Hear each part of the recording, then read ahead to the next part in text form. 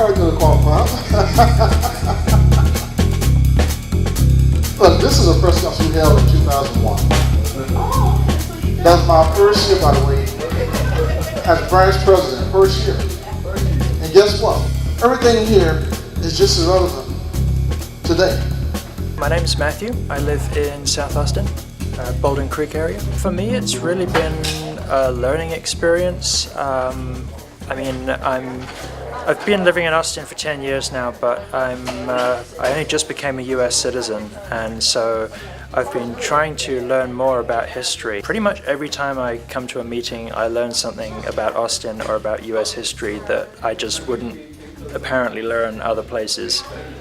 And it gives me lots of things to then go away and look up on Wikipedia and so on. So when we fight these issues dealing with education, police issues, we're not starting from scratch. We have a lot of history that we can build on to make sure we learn from the past and do things right. I'm Chris Moses. Wow, there's so much I don't know. I've learned so much about what I don't know.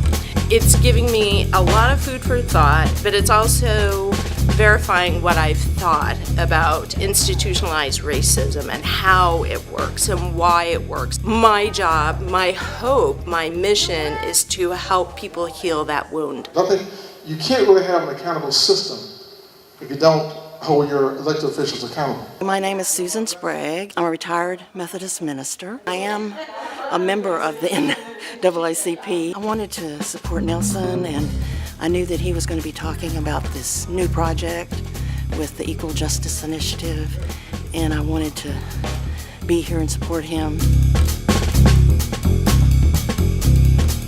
Brian Stevenson, and he says one of the things we need to do is rewrite the history of race in our country. And so I think that I'm doing my little part to help do that, because I think it's very important. Yes, sir. I want to know why Austin Police Department can use calculated force. The policy in the city is called what? What is local policy? I guess it's calculated. It's called response to resistance. It's called response to resistance. It's based on the FBI standard, by the way. You can only use the amount of force that you're encountering based on the federal guidelines. But in the street, that means nothing. There are issues with tactical training and what we call de-escalation and decision-making. Mary Earls, I'm Second Vice President of the Austin Branch NAACP. It is very important for the community to come out to these meetings. Mr. Linder is a wealth of information. He is very involved in the community.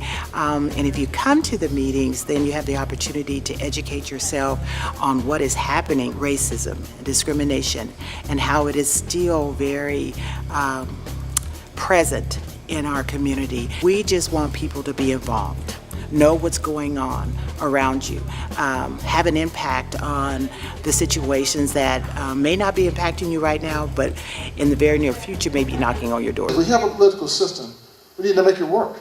There's also a second process where we get our young folks involved, right? I'm a junior at Austin High School. I first learned about it from my AP US History class, and we had to write an essay on a progressive era reform that we really were interested in. And so I chose the creation of the NAACP. I thought that it's a connection to history, and it's a way for me to get involved and just be connected. I think it's my responsibility, and I think it's everyone's responsibility to work for these social justice issues, not just the people that it affects, like the whole thing with like women's issues, like men need to be showing up to those meetings, men need to be helping. They're not women's issues, and it's the same thing with social justice. So I think that I just feel like it's my responsibility.